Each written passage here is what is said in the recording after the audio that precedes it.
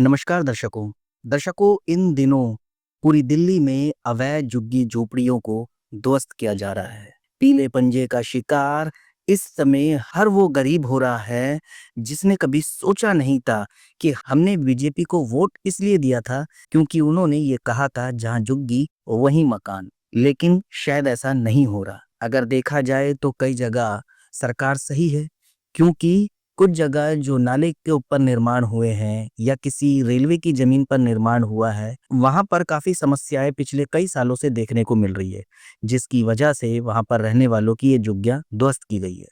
लेकिन ये कहाँ तक सही था कि कई ऐसी जगह थी जिन्हें नोटिस तक नहीं मिला।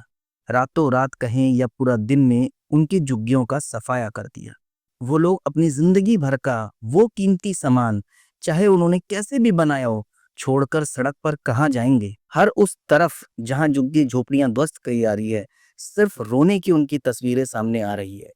क्योंकि कितनी मेहनत से उन्होंने, भले ही वो अवैध झुग्गियां थी, हम इस चीज को सपोर्ट नहीं कर रहे कि सरकार गलत है, लेकिन जब वो झुग्गियां बन रही थी, मैंने अपनी पिछली वीडियो में भी हमेशा कहा, तब अधिकारी उनसे पैसा क्यों लेते थे, तब पुलिस वाले उनसे पैसा क्यों लेते थे।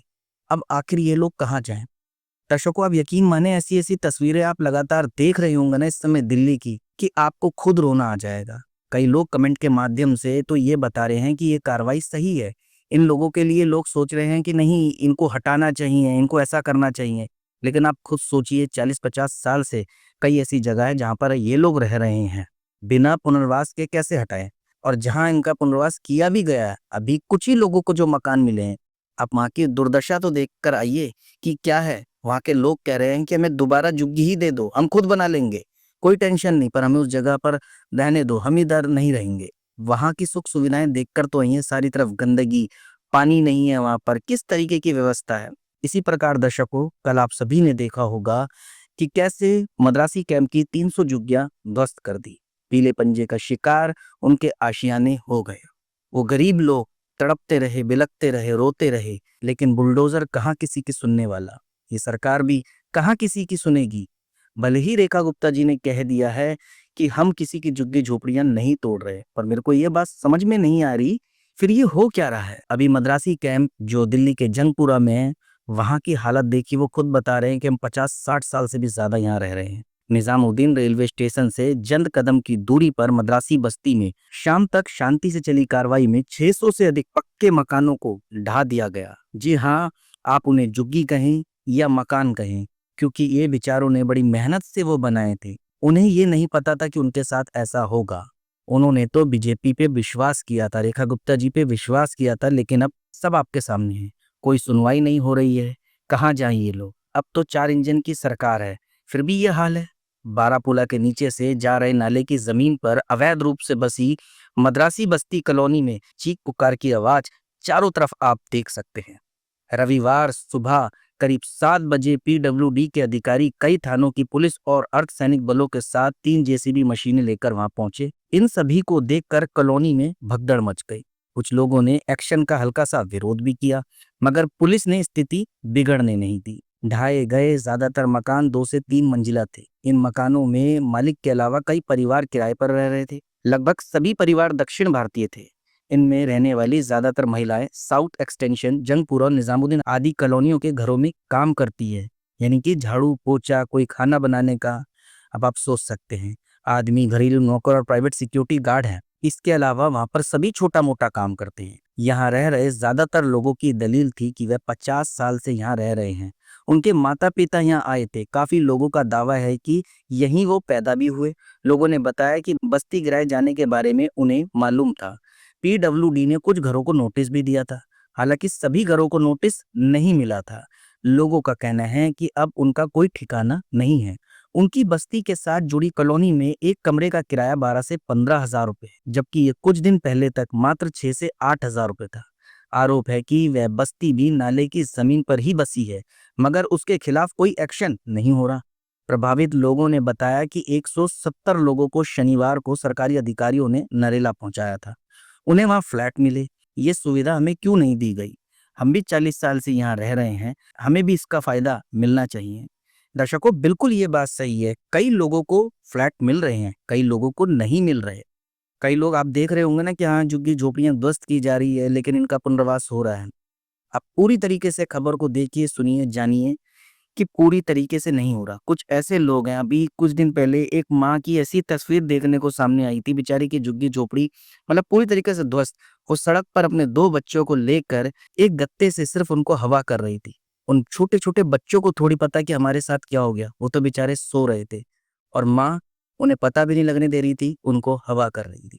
अब आप सोचिए कि क्या इस सरकार को ऐसा करना चाहिए?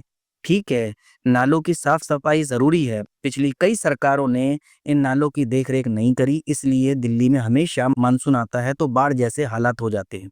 अभी पिछले साल भी आपने देखा था और उससे पिछले साल भी, यहाँ तक कि लगभग बाढ़ जैसे हालात हो ही गए थे। दिल्ली में चारों तरफ पानी भर गया था।